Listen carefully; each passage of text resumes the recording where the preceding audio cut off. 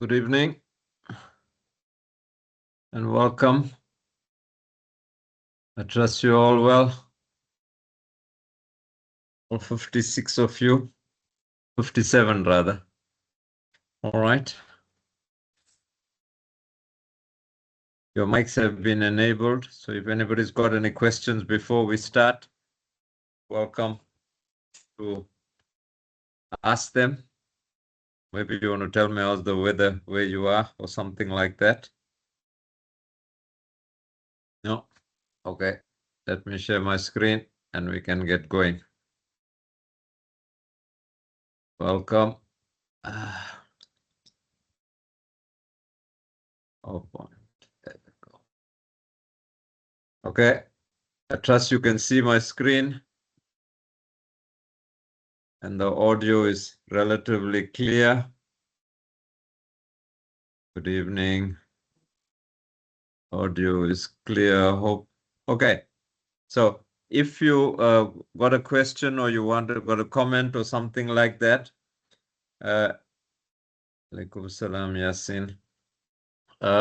So you can simply just unmute and talk to me during the presentation. Although, Alaikum salam, Stacy and Princess. Good evening, Princess. Thank you. Okay, so I won't be seeing unverified. Okay, Rajan Pillai. Okay, Rajan is saying hello to everyone. And Terence. Good evening, Terence. Okay, so can we get going?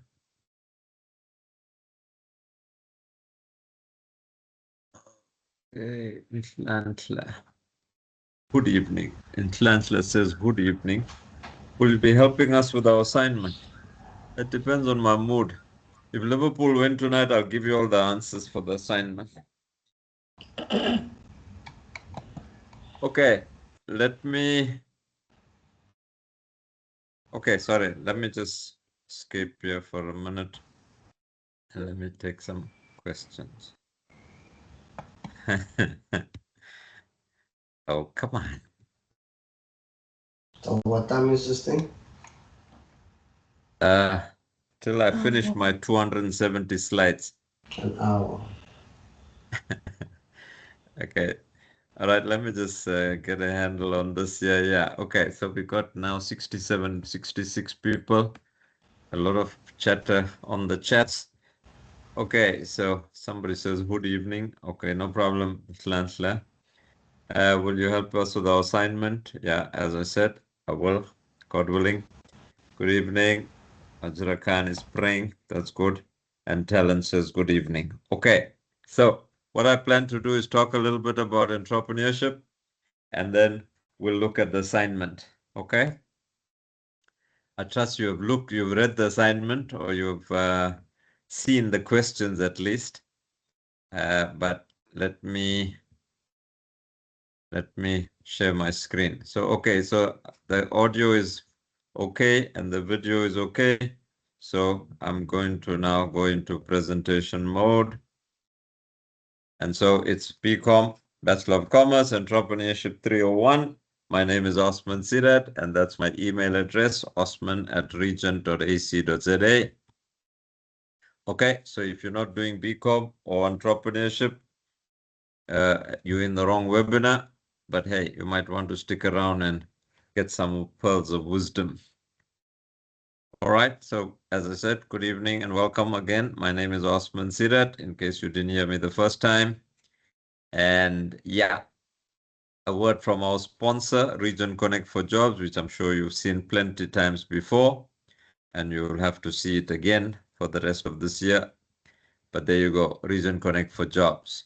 So there's two rules to this module that I have. The first rule is about reading the module. Make sure you read the module or the study guide or whatever you want to call it. Okay. And that's your job to do. And this is what you got to read about. 20 chapters, starting from the nature and development of entrepreneurship to corporate entrepreneurship or intrapreneurship. Okay. So While I might be going through some of the chapters today, we hope to get to chapter 5, but I'm not going to be talking specifically about any chapter. Okay, I'm going to be talking broadly. Remember, you need to integrate your knowledge. You need to see the overlaps with your other modules as well. For example, those of you doing international business, you'll see there's a question, international business opportunities. There's overlap there. Those of you doing, well, all of you should be doing business management 3. And in business management 3, you'll be doing strategic management and even ethics. So all those things are relevant to entrepreneurship and international business for that matter. Okay. So we start off by asking this question, what exactly is in... Yes, go ahead. You got a question? Okay. Somebody just wanted to say something. What is entrepreneurship? The process of initiating a business venture, organizing the resources, assuming the risks, and having the characteristics of an entrepreneur. That is being brave, innovative, independent, and achievement-oriented. It's about creating something unique, valuable, committing resources, growing the venture, accepting the risks involved, and generating rewards. So you can work out your own definition of entrepreneurship, okay? Essentially, it's an opportunity-driven act. It's the ability to convert an opportunity into a viable business venture. It's about being able to be keen to spot opportunities, but not just or have ideas or formulate ideas that could be then turned into viable business opportunities. Okay, so it's about creating something unique and valuable, committing the resources, growing the venture, accepting the risks, and generating rewards. And those rewards are not necessarily monetary rewards. So entrepreneurs are important in terms of responding to changing preferences and technology, creating incentives. Entrepreneurs not only operate on their own, they might operate within organizations, as we call that corporate entrepreneurship or intrapreneurship. This is the new gig economy, so entrepreneurs are an essential aspect of that gig economy, and they provide goods and services with greater ethical consideration. So you might have heard of the Global Entrepreneurship Monitor, which is a comprehensive ongoing research study of entrepreneurship, which provides this assessment of entrepreneurial activity, attitudes, and ambitions across a wide range of economies. So it relates to the fact that entrepreneurial activity differs from country to country. Certain countries appear to be more prone to be entrepreneurial in their outlook, other countries less so. And it begs the whole question about, are entrepreneurs born, or can you teach somebody to be entrepreneurial? Okay, and so that's a question you'll have to think about. But if you got time, look at the Global Entrepreneurship Monitor. You can Google it, GEM, Global Entrepreneurship Monitor, and have a look at the South African report. So what it does is that it tracks rates of entrepreneurship across multiple business phases and assesses across different countries. So it assesses the behavior, characteristics, motivations, and ambitions of entrepreneurs. It's a seriously important thing. And the reason why it's important is exactly this, and this is from the Stellenbosch Business, stellenboschbusiness.ac.za, which talks about GEM, South Africa's Global Entrepreneurship Monitor report, or GEM report. Entrepreneurship is believed to be this engine of economic growth. Now, again, I know you are at the third year of your studies. You just want to get finished. You want to finish your degree. This is a module for a semester module. and you think, well, hey, I just have to pass it and carry on. Okay, I'd like you all to take more of an insight into this phenomenon called entrepreneurship, and what is an entrepreneur, and who or what does this entail, and why it's important in terms of economic growth, addressing certain problems such as unemployment, etc. Okay? But what entrepreneurship does, as it says there, promotes innovation needed to exploit new opportunities, promotes productivity, creates employment, but also, and this you got in your assignment, addressing societal challenges. The promotion of entrepreneurship, according to the Stellenbosch Business School or whatever, will be central to restoring the economy. Yeah, and this pandemic here they're referring to, and I should have actually edited this, is the COVID-19, but it will be central to restoring the South African economy. Okay, given that we're only now catching up to where we were pre-COVID levels. So don't worry too much about this. I got to still edit it, but it tells you, this tells you some of the key findings from the GEM report. Okay, if you when the slides will be put up on the portal, I'll just clean this one up. I just found it just now, so I just put it in, but it needs to be cleaned up a little bit. So coming back to what I was saying, what we need then is to take a deeper thing into this rather than just treat it as another module that I have to pass in order to get my degree. That's important, I grant you that, but I'd like you to have more insight or think more about this phenomenon called entrepreneurship. This notion of whether entrepreneurs are born or can be made, so to speak. Okay, and the characteristics of successful entrepreneurs, which I'll talk about just now. So the process is about measuring, identifying, and refining an opportunity, formulating a business plan, marshalling the resources, organizing and mobilizing a team, and overseeing the so-called new venture creation and growth.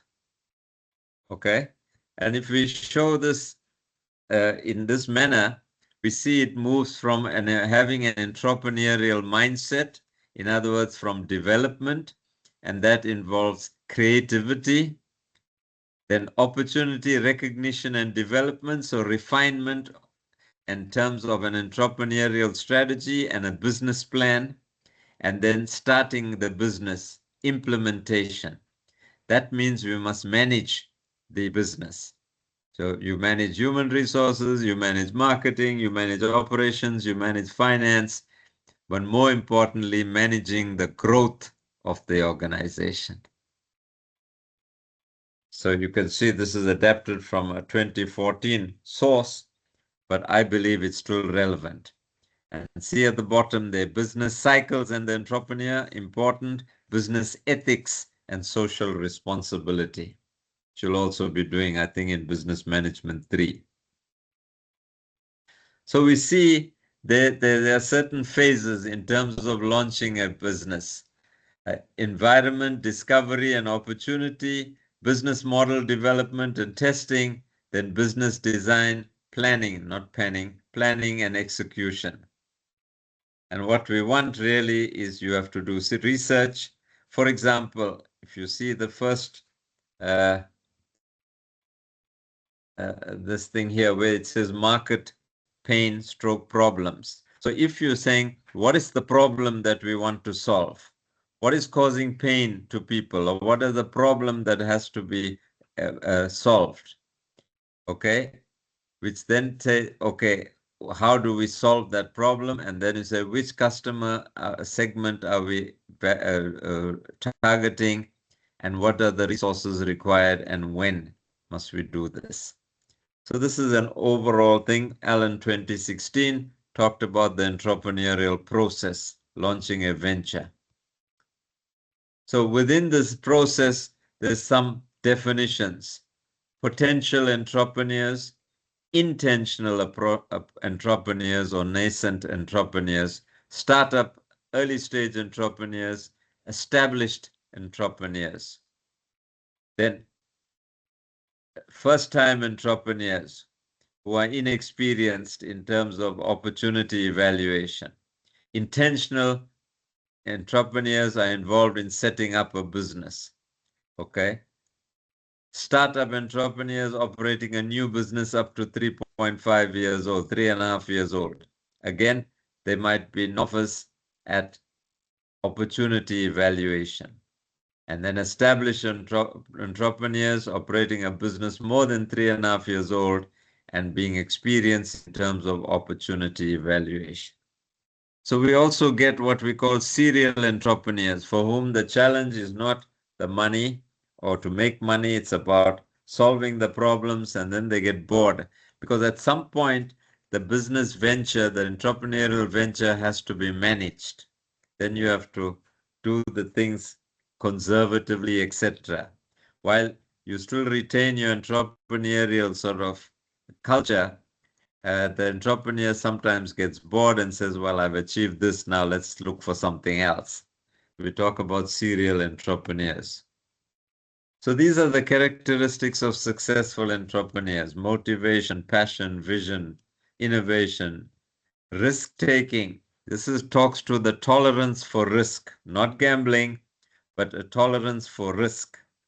Curiosity, persistence, exercising leadership, making decisions, having confidence, and persistence and belief in their own ideas and the success of what they're starting at. So there we go again from Harvard Business School. Okay, self-awareness, long-term focus, persistence. They're comfortable with failure. They see it just as a small setback. They're willing to experiment. They're curious. They tolerate risk. Okay, and like this, you'll find plenty characteristics of successful entrepreneurs. So the first one we're going to look at is creativity and innovation. Crucial for successful entrepreneurship. Why? It's about being able to identify those opportunities, to think about how to develop unique solutions and build this thing called competitive advantage. So you should know by now what competitive advantage is. If not, it's really how we do things better than our competitors. So creativity is getting the ideas, innovation is implementing the ideas by entrepreneurship through human and organizational processes. So having the ideas is not enough. We must now be able to implement that idea into something that's viable, something that's realizable, if you want, as a business. So creativity is the foundation. It matters because of problem solving and market disruptions and adaptability. And what it does as an innovation is the action. Creativity is the foundation, innovation is the action, turning those ideas into reality and driving growth. So it might be completely new, a new product or service that does something that's unheralded, not done before. It could be new ways of use or new uses of an existing product or service. And it could be all measures of things. Okay? It's unlikely to be something totally new, but this word will come up all the time, to be disruptive. So go and Google it and go and look at what it means to be disruptive. Okay, so if you think of the uses of a telephone or a cellular telephone for that matter. So the cellular telephone is not an invention. The telephone was invented long ago. They just made it mobile, for example. And now it's become more than that. So again, that is ongoing innovation, disruption, challenging existing norms, developing new approaches. New markets can be created through this, and industries can be disrupted. So creativity is this indispensable trait. It's about producing value in terms of branding, marketing ideas, creative ideas for blogs, creative solutions to everyday problems, exciting social media strategies, a balance of linear and lateral thinking. So we see again, opportunity, idea, invention, and we must monetize it, commercialize it, convert into a profitable venture. So there's an overlap between creativity and innovation. The opportunity and the invention are related to creativity. The idea and commercialize is innovation, as you can see there. So entrepreneurial creativity can be as a result of internal and external motivation, cross-functional expertise. So generally speaking, successful entrepreneurs would have expertise in a particular field. They might have work experience in an industry, but they have other expertise as well. Cross-functional expertise, creative thinking skills, and therefore entrepreneurial approaches, converting those ideas into value-creating business activities. Now, if they don't have that cross-functional expertise, they go out and ask people, they go out and look for that. And sometimes invite people with that expertise to come into their entrepreneurial team, to be part of their team or their venture. So that's also being creative. Of course, there's always barriers to creativity. And you see again, one of those is following rules. That doesn't apply to you guys. You must follow the rules. But again, you see there might be cultural barriers, the fear of failure, negative beliefs, etc. So having now found an opportunity, how do you evaluate this opportunity? So you've got to consider the demand, the competition, the financial viability, and this word that you'll hear me say very often, scalability. Okay? The difference between an entrepreneurial venture and a small business, and there's nothing wrong with having a small business, that a small business will remain exactly that, a small business. And a small business can be very profitable. But an entrepreneurial venture is also about growth. And that then talks to this notion of scalability. Is this thing, idea, or this product or service, is it scalable? And how does it align with goals and resources? So keep that at the back of your mind with all the other things I told you. So you've got to understand the market dynamics. You've got to have a sense of the size of the market and the growth potential. What are the customer pain points and unmet needs? What, if any, what technologies and disruptions are emerging? And we have to take into account geographical considerations because, again, from one geographical region to another, the needs might differ or the wants might differ as well. So you want to look at market demand, your operational efficiency, scalable infrastructure, talent acquisition, and financial planning in order to evaluate the ability of a business to scale. And think about that. So you ask these 5 questions. What are the risks and rewards? Is the market opportunity, is the market sufficient? Is the proposed solution feasible in terms of technological and market perspective? Will there be a competitive advantage? But we don't only want a competitive advantage because that can be copied. We must be able to sustain the competitive advantage. And in financial terms, will this opportunity be lucrative? So this, what a business opportunity evaluation does, analyzes the viability and potential of a new venture. Okay, so you might have this brilliant idea, but is it viable in terms of a new venture? So that's what we ask ourselves. Is it profitable? Are the benefits better than the competitors? Do we possess the resources to deliver those benefits? Can the target markets be reached with cost-effective media and trade channels? And can this benefit convince people in the target market? So to evaluate opportunities and determine the attractiveness and probability of success. Remembering that for every successful story we hear about, there's probably about 10 failures that we don't hear about. Okay, so again, the same thing, just to impress you all. Is it profitable? Can the benefits convince the target market? And what we're doing is we're evaluating opportunities. The last two slides are exactly the same.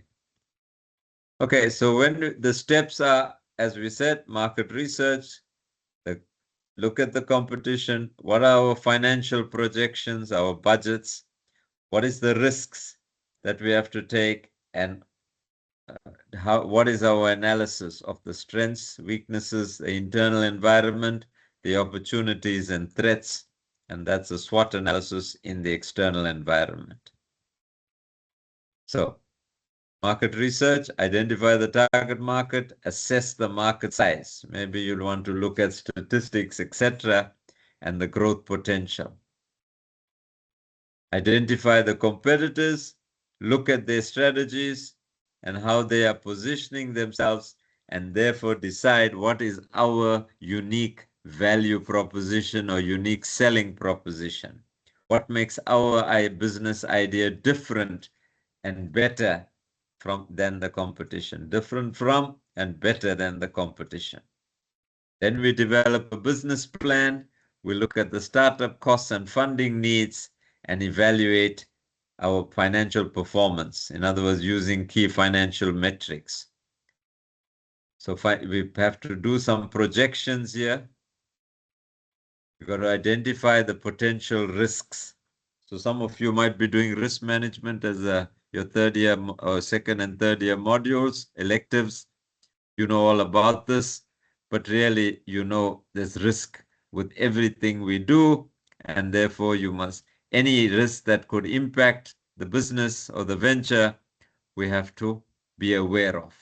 So we got to identify the risks, we got to assess the risks, and then we got to develop or treat the risk by developing mitigation strategies.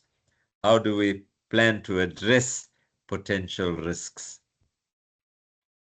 Of course, strengths, internal advantages of your business idea, internal disadvantages, the weaknesses, external factors that could help us succeed, external factors that could threaten or hurt our business, like competition, for example, or regulatory changes or something like that.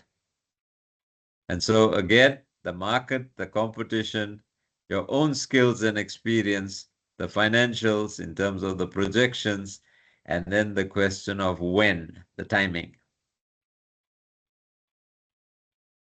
So again, we look at market demand assessment, scalability and growth potential, risk assessment, legal and regulatory factors. In strategic management, you might call this the PESTEL analysis. Okay? But really, it's all about analyzing the feasibility of this opportunity. And so again, from understanding the dynamics to the geographical consideration. Oh, sorry, I'm going back now. What's happening here?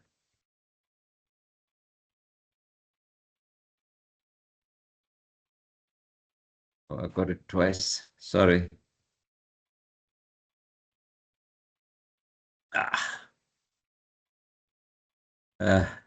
Let me just have a look at happen here. Creativity.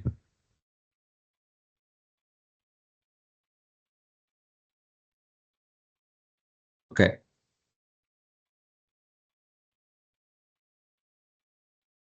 So let's come back to this thing here. So we see, for example, that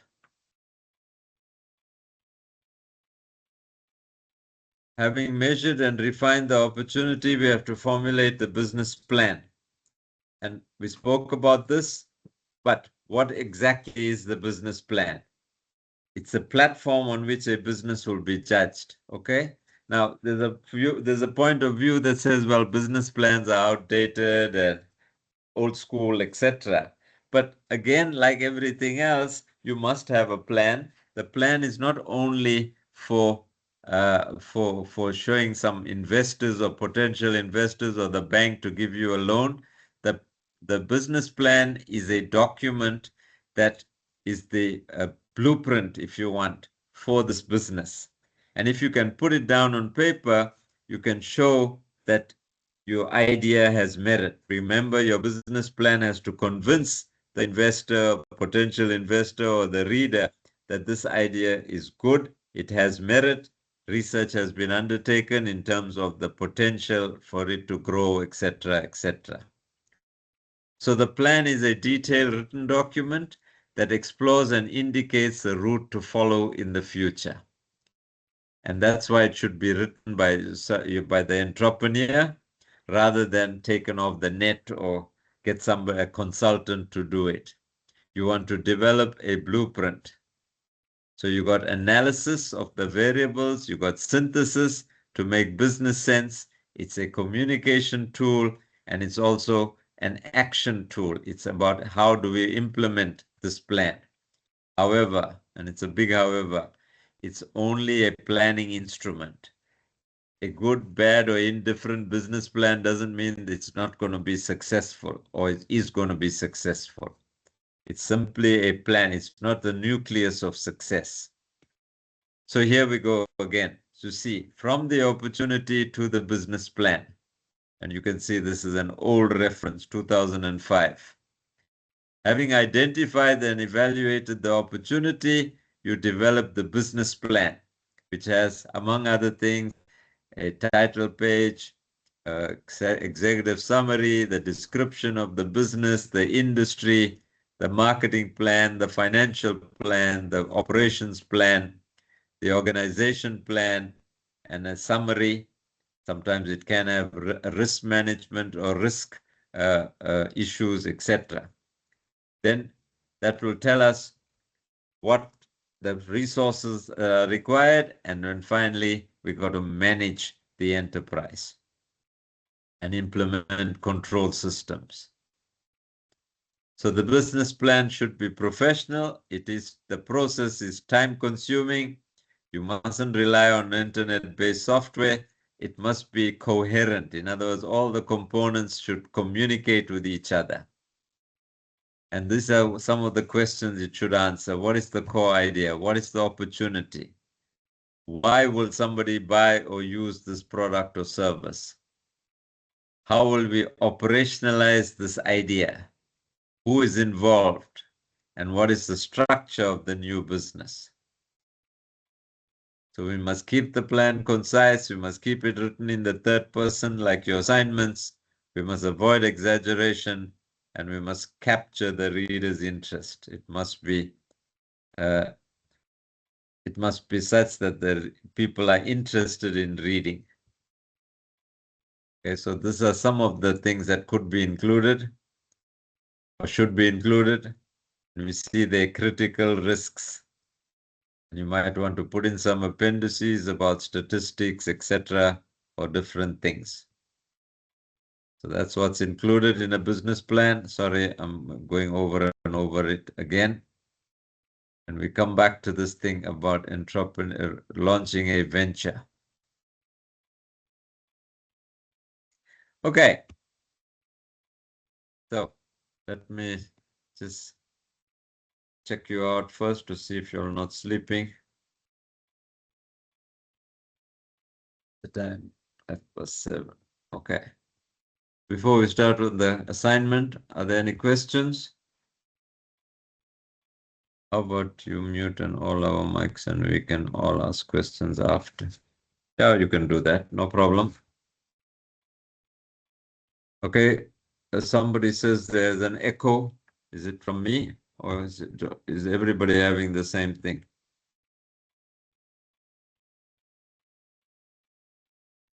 Okay, Chelsea, I will put my email address up. You can send me an email and I will then email it to you. But please be specific. Don't just say send me the slides, the date, time, modules, program, subject, etc. All of those kinds of things. Okay. Will. Is that Will short for William? Go ahead. You got your hand up. Good day, sir. How are you? I'm well, thank you. How are you?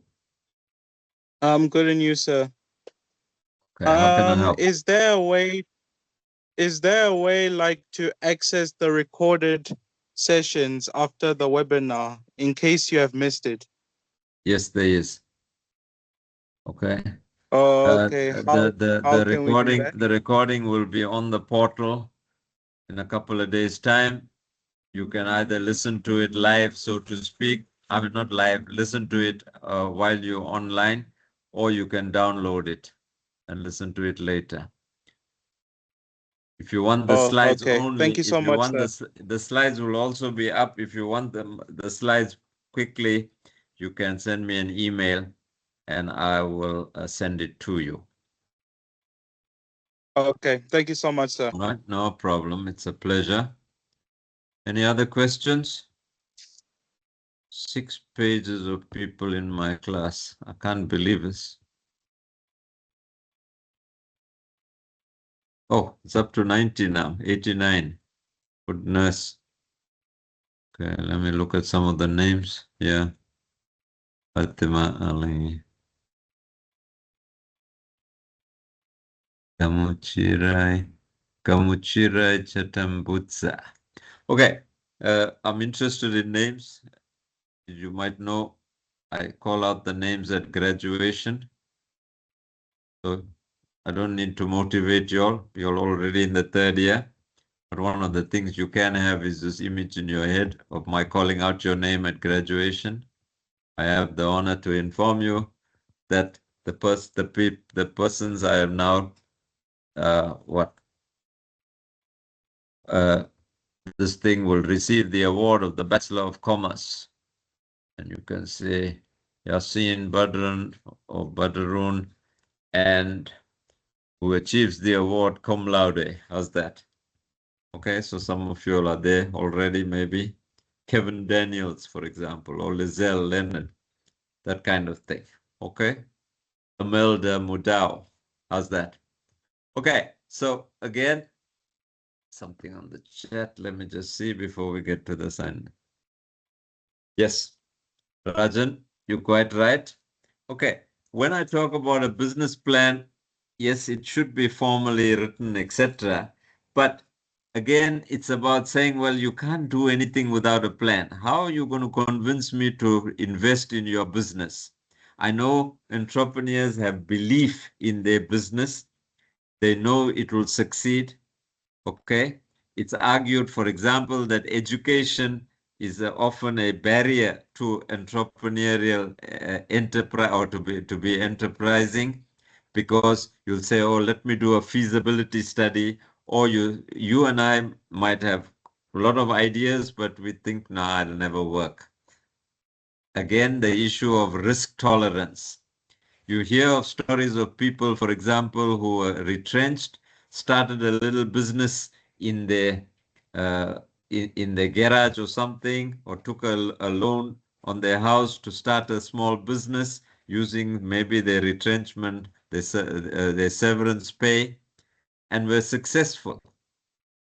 And they said, I should have done this long ago. Well, long ago you you are under pressure.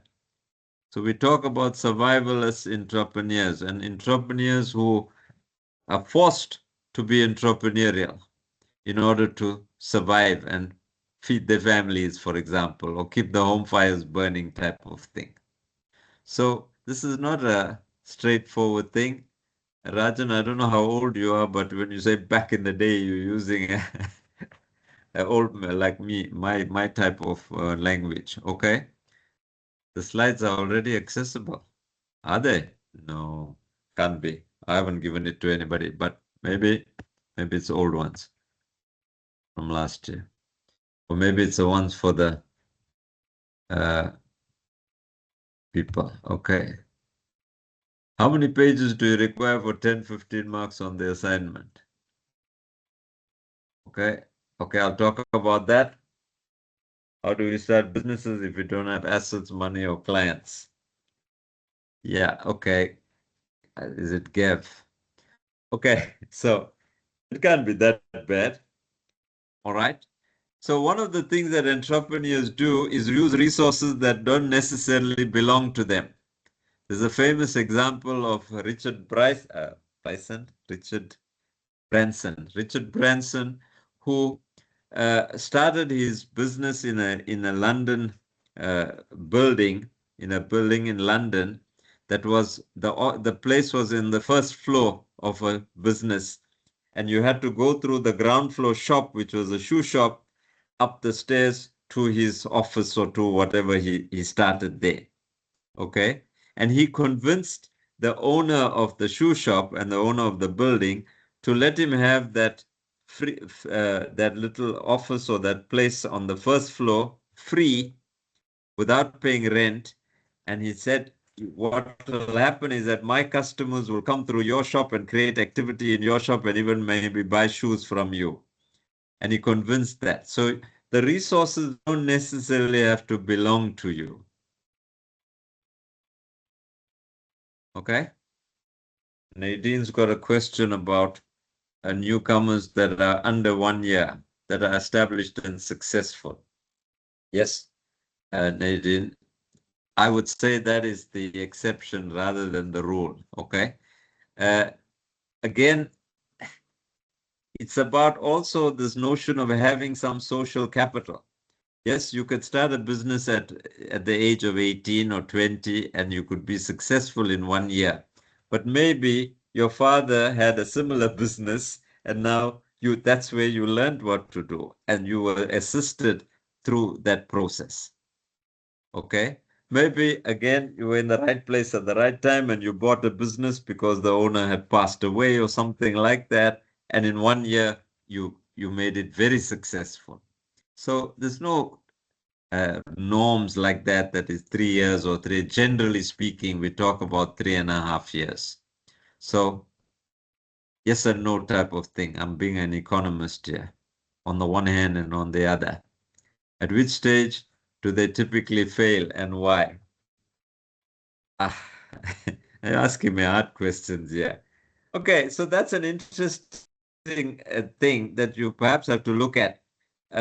Fail is relative, just like success. Okay. While I got it here, Imelda, the first one is wrong. It's not enter. What you're talking about is intrapreneurship. But I'll talk about that later. Can we go through the assignment? Yes, of course. Okay, just to finish that, success and failure is relative. Okay. Failure may mean a temporary setback. Okay. Or try something else type of thing. Businesses go through that all the time. Everybody is not fully successful. Good books to read. Okay, Tabiso, I'm going to do the assignment and come back to your question. Let's talk about the assignment. Okay, so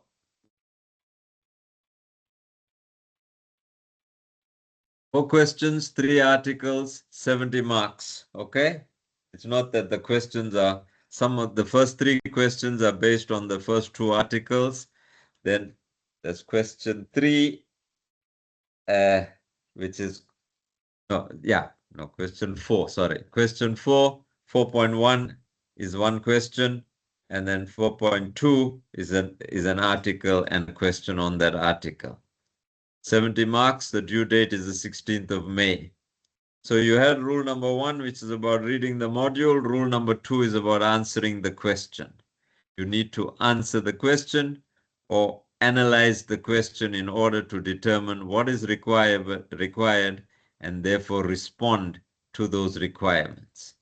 If you want to get fancy, you can call it deconstructing the question, because all questions have, generally speaking, a task word, which is normally a verb, content words which tells you what the verb asks you to do. For example, verb is discuss or explain or differentiate or distinguish or evaluate or assess, and then assess what or discuss what. That's a content word. And they may be limiting words. And I'll show you that in your first assignment question, which make the topic area workable. So the first question is based on articles 1 and 2, and it's about, and this might not be the full question, it's about how innovation and technology have transformed the landscape. Okay, so again, you see the verb, the task word is analyze. What must you analyze? How innovation and technology have transformed the landscape, entrepreneurial landscape. The limiting words is in Africa. Now, remember that this is not a reading study or a comprehension or a begripstoets. Okay, for those of you who might know Afrikaans. The answers to these questions are not necessarily found in the articles. So even in your exam, you might get a case study, you might get some articles like this. The answers to the questions are not necessarily found in the articles. The articles might give you some clues, but sometimes you have to look at what is being asked. Don't look for the words innovation and technology in Article 1 and say, there's the answer. Okay, this is not a comprehension exercise. So you would, to answer the one question in the chat, I can't tell you how many pages or how long your answer should be. It clearly, for 15 marks, you can't have one paragraph or two paragraphs. You need to use paragraphs. You don't have to use headings such as introduction and body and conclusion. You don't have to say in conclusion or whatever. Your first paragraph will be an introductory paragraph. Your last paragraph will be a concluding paragraph. Okay? You would have to write, again, it's difficult to say how many pages, because if you use a very large font, then you can fill a lot of pages. So try and answer the question as completely as possible. Okay? However, avoid repetition and simply copying and pasting because it looks impressive from some source you found.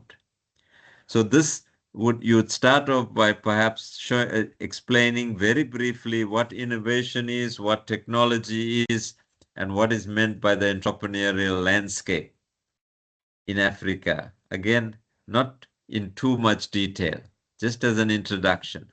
Then you answer the question, how has innovation and technology transformed the entrepreneurial landscape? Okay, 15 marks. So you need to give, using a 11 font and perhaps 1.5 line spacing, at least 1.5 to 2 pages. Okay, using paragraphs, please use paragraphs. You leave a line between each paragraph, so to speak, to show me that you've organized your things. Within your answer, you could use bullet points, but your answer shouldn't only just be a series of bullet points from the top, first bullet, second bullet, etc. Within if, for example, you want to say examples of technology that have transformed entrepreneurial practice or something like that, and then you put 3 things down, the Internet of Things or AI or whatever, that you put as bullet points, that's fine. Make sure your answer, you answering the question, but also you showing the reader that you know what you're talking about. You've organized your thoughts and you put them down in a coherent fashion that answers the question. Okay, question two. Again, The challenges African entrepreneurs encounter and the strategies utilized to overcome these. Now, this is not the exact question. You'll see also in the assignment, you're saying, they tell you your discussion. For example, in question 1, your discussion must reflect on how innovation contributes to sustainable economic development. In question 2, your discussion should reflect on the role of resilience, leadership, and adaptive strategy. Okay? But remember, it's about, the question is saying, right, discuss the challenges African entrepreneurs encounter and the strategies they employ to overcome them. Strategies, I use the word utilized. Okay? Now, if you look at it, this you can have a question like this, the challenges entrepreneurs encounter and how to overcome these challenges. That could be really a theory question. But in this question, they want to know about African entrepreneurs. Now, maybe entrepreneurs across the world have similar challenges. There's some unique challenges that are similar to all entrepreneurs. For example, a lack of finance or something like that. But here they want you to discuss the challenges African entrepreneurs encounter. So again, pay attention to answering the question. All right. The first part will be the challenges, which must be discussed, and you can't simply identify them. And then secondly, what strategies can be utilized to overcome these challenges? 15 marks. So here's some of the challenges. Since here I'm a good guy, I gave you all some things here. Significant hurdles. This is, of course, from ChatGPT. So if you're using it, please check that. Curate your answers. Don't simply copy and paste. ChatGPT can be wrong. But some of these are often like generic. Navigating market volatility, talent acquisition, overcoming infrastructure deficiencies. So you want to start your business in a particular area, but the roads are very poor, for example, and your suppliers are not going to come and deliver to you there, or are unable to do that. Okay? Which limits our scalability and productivity, as you see. So limited access to capital, inadequate infrastructure, complex regulatory environments, high operational costs. These are the challenges, some of the challenges. Here's more. Access to finance, regulatory and bureaucratic hurdles, market vulnerability, talent gaps, intra-African trade barriers in terms of cross-border trade. Because that's changing now. We got an Africa, Trade Act or something like that, which I'm sure you'll read about. Okay, so let's move on. Question 3. Again on Articles 1 and 2. Yeah. Now this, strictly speaking, is not in your syllabus, but I think it's very important. I might even put an exam question on it. No, don't worry, I won't. Okay, but you got to answer this question. It relates to the societal and development roles played by entrepreneurs. So we talk about this thing called social enterprise. Social enterprise refers to driving change or social entrepreneurship, driving structural change by leveraging innovative business models to address problems, societal problems, such as poverty, inequality, lack of access to services. So it's a mechanism for social transformation, using entrepreneurship principles, so to speak, being able to be innovative, creative, looking for solutions to problems, etc. So if you take an example of people in rural areas who don't have access to water in their homes, for example, have to go distances to bring water back to their homes, okay? And you might have read about the guy who invented that thing that's a barrel that's on a like a wheelbarrow type of thing, and you simply push it along or pull it to where. So the water fills and you don't have to carry that heavy water, you pull it along. That kind of thing. And you'll see that there might be an example there. So aspects of entrepreneurship are that social entrepreneurs are change agents. It's about direct service and systemic change. It's about empowerment. It's about sustainability. I found 3 articles that might help you with this question. There's the first one, done by somebody at the University of Zululand, the function of social entrepreneurship in tackling social development issues in South Africa. The second one is by Maseno and Wanyoke, social entrepreneurship as mechanisms for social transformation. And there's a journal of social entrepreneurship. There's the full reference. And there's Jones K.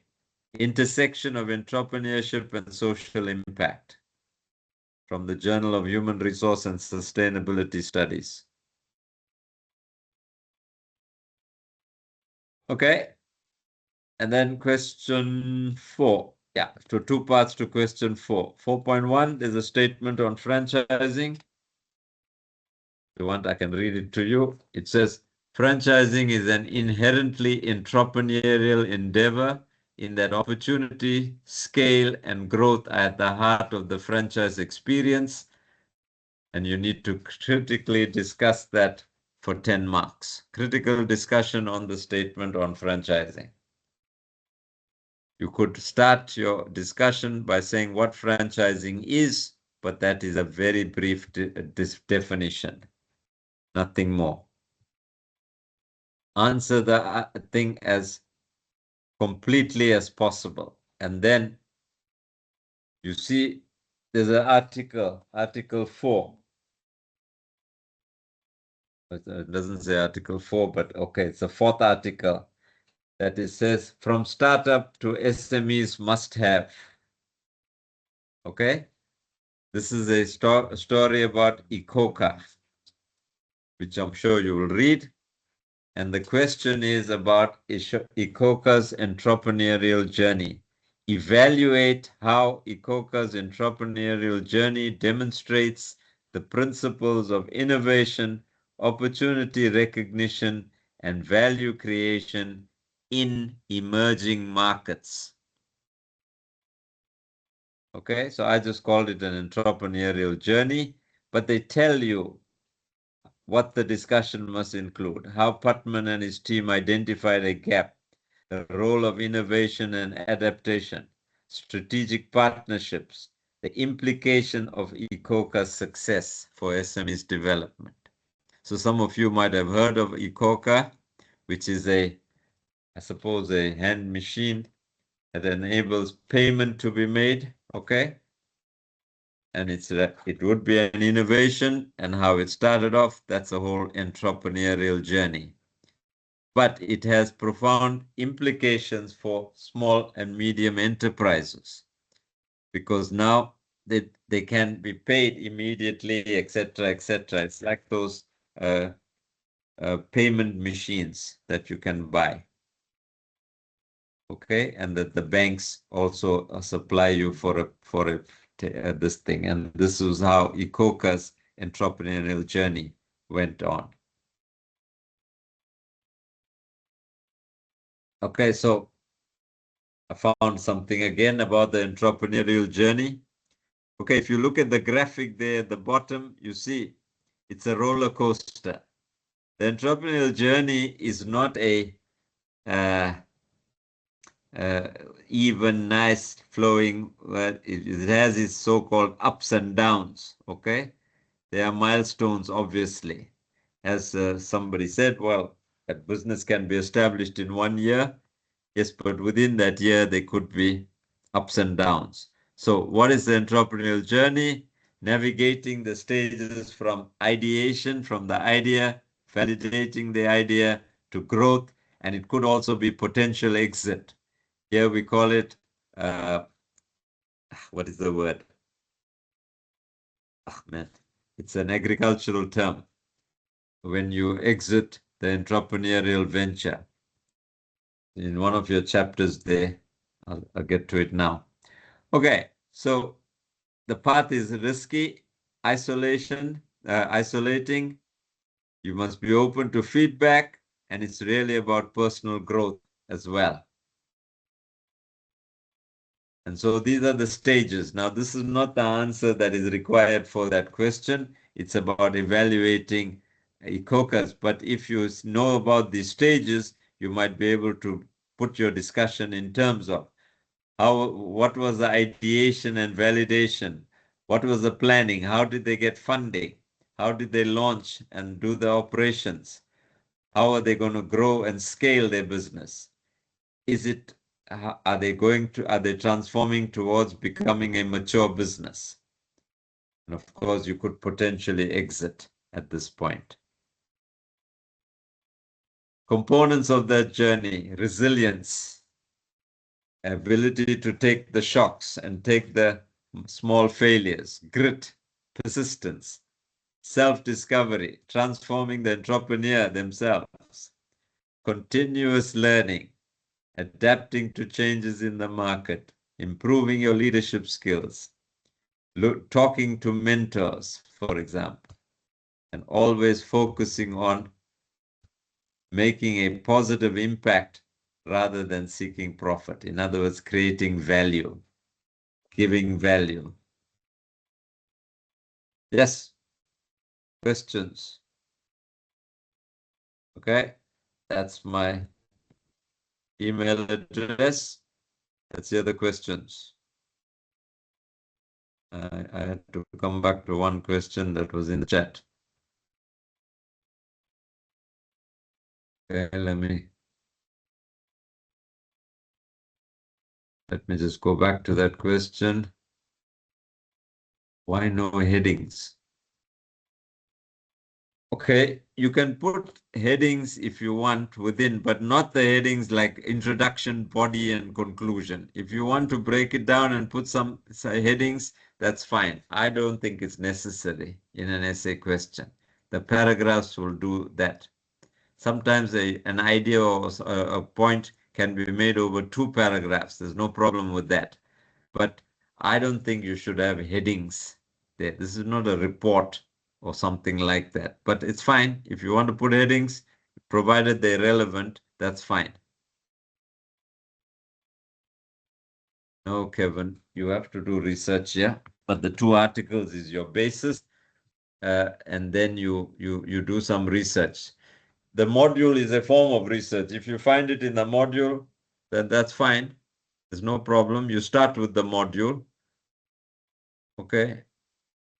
Nadine, resilience is this ability to take the knock, so to speak. Okay. One of the things we try and do in these times of great changes is to make the organization resilient, so that we don't get when we hit a bit of a bad patch, we don't all fall down and give up and say, right, let's close the business and all go home. We say, how do we bounce back? What are the options? What are the opportunities in a changing environment? That talks to resilience. Okay, so is question 1 a research question, or you can find it in the module? No, they're all research questions. Nadine, you want to, I think you covered, oh, okay, sorry, I didn't see the full question. I would say a more general discussion, and then you can illustrate it with examples from the articles if those are in fact there. How many examples to support your answer? Advice for a 15-mark question? No, Ramona. Answer the question and trust your instincts in terms of, have I answered the question? I've provided examples to what I've said.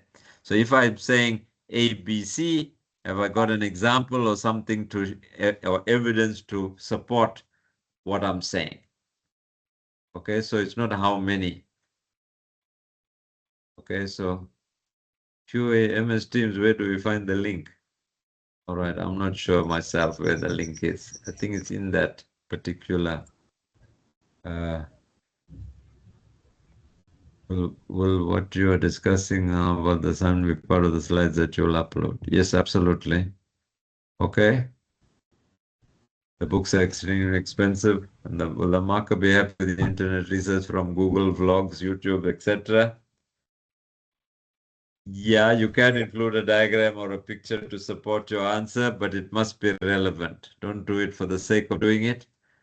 Yeah, okay. So there are ebooks available that you can look at. There are also journal articles that you can look at. So don't confine yourself just to internet research. Okay, well, that's also internet research, but you can get electronic databases where you got journals, electronic journals, etc. So you can get electronic or e-books as well. Okay.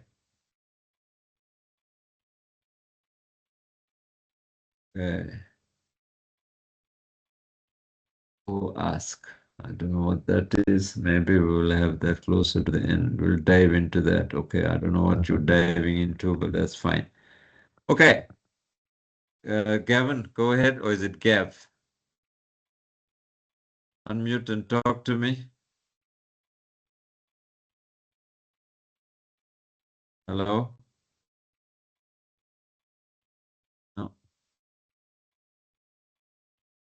You got your hand up? Gav, G-A-V. I just assumed it's Gavin. Maybe something else. You got... Okay. I'm battling to hear you. Can you hear me now? Yes, I can now. Go ahead. Okay, I'm still on the question regarding how to get the funding for entrepreneurs. Yes. I wrote, I'm a remote pilot and flying drones, and to get a license takes about a year, and Yes. it costs a huge amount of money. For me, I wrote the entire business plan. It took me a while to write it so I can do it at my utmost perfection. I submitted it to SITFA, and the only problem that I had is I didn't have assets to put down as collateral, and I also didn't have the money, you understand? So where does that bring me, And the other thing that they also asked me if I can get a client just to sign a letter of intent. It would really help a lot. But for a business for me to ask another business to sign a letter of intent for after an entire year, I don't think that's even possible.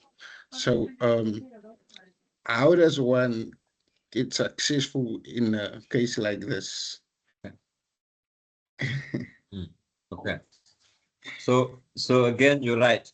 When you look for conventional loans or conventional sources of finance, they always want some form of collateral because maybe they don't have too much confidence in your idea or something like that. But that's the normal, the risk taking mechanisms that you can't just simply lend money.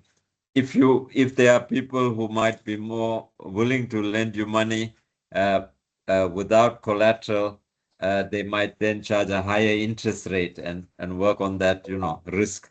Higher the risk, the higher the return type of thing. Okay.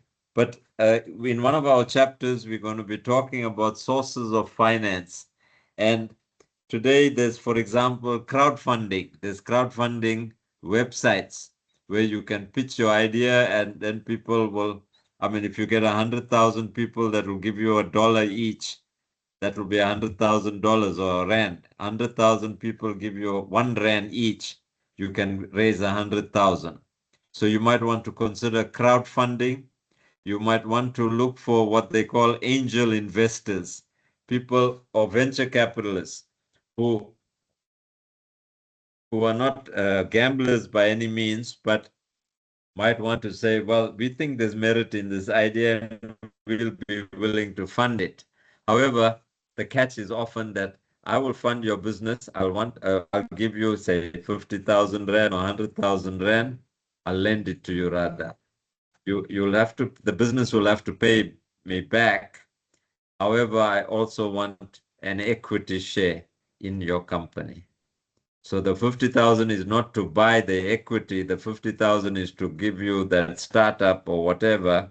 But as a this thing, I want a 25% or a 10% or whatever share in equity share in the business. But the business must repay my loan as well. So you have deferring raising. So again, explore the websites, ask the questions. How can I raise money for my venture?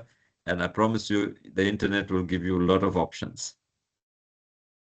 I'm not sure Okay, if thank that you, helps sir. you, but yeah. Thank you, sir. This is the first time I've heard of Okay, no angel problem. investors and crowdfunders. So I will Stacy, try that, and I've got your email address. I will get of back to you. Thank crowdfunding. you.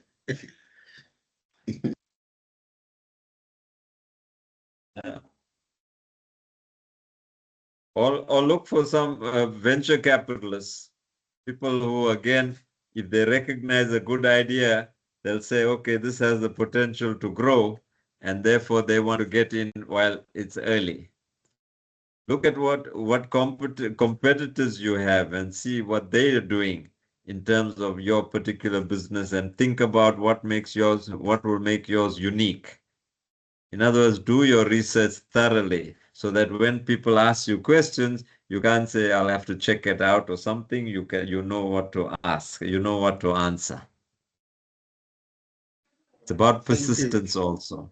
Again, Thank you very much. self-belief. If you don't believe in your idea, then with a lot of respect, nobody else is going to believe in your idea.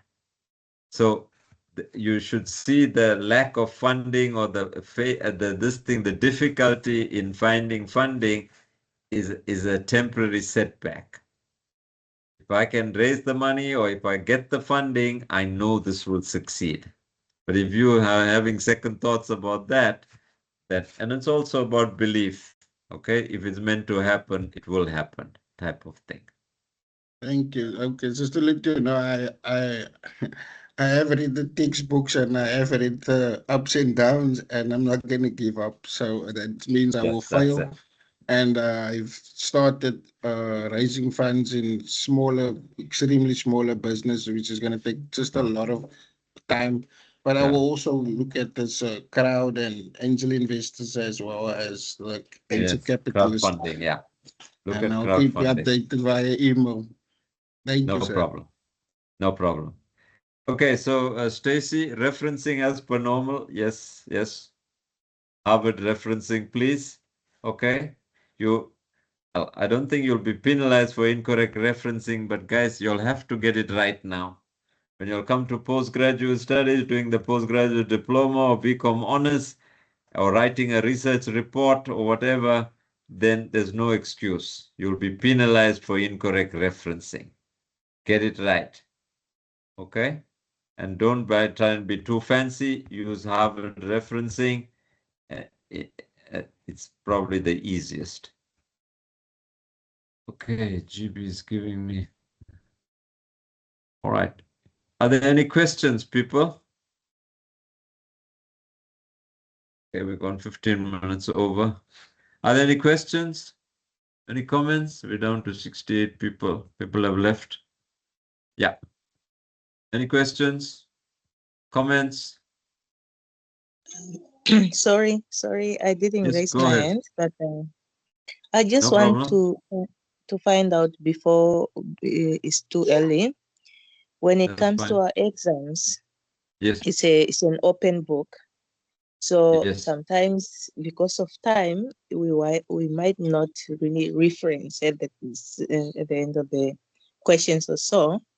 But No, I have okay. been, yeah. So Okay, I just so want to. let me tell you, you don't have to, yeah, you don't have to reference in the exam, okay?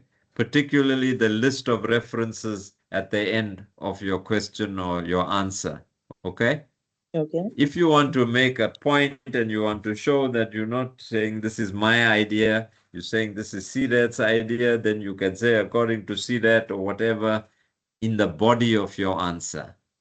You don't Of have to course. put a list of references at the end. So just do Okay. in-text referencing so that you are saying that you are saying that this is not my idea, or this is such a powerful thing which I found in some reading a book, and yes, that's what I must do. Thank you so much. No problem. Okay, so I like the comment that says read the blue ocean and red ocean. Yeah, that's actually very interesting. Hopefully your strategic in business management 3, your lecturer or facilitator will talk about that. But really a blue ocean strategy makes the competition irrelevant. Your plan or your idea or your product or service is so good that competition is not really an issue.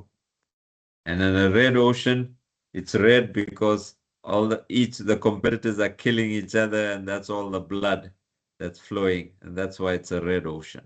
So yes, look for a blue ocean strategy or a blue ocean approach, so to speak. Cindy, you are welcome. Keegan, you're welcome. Beauty, you are welcome. Keep well, everybody. Unless you have any further questions, we're done. Right? Any questions? Any comments? Thank you very much for your attendance. Thanks, Lynette and Rona. Okay, Gavin, okay, you put your hand out. All right. All right. Keep well, everybody. Have fun. Hajra, don't forget to pray for Liverpool. Is Hajra, I think. Yeah. Keep well. Let me stop my sharing. And yeah, that's it.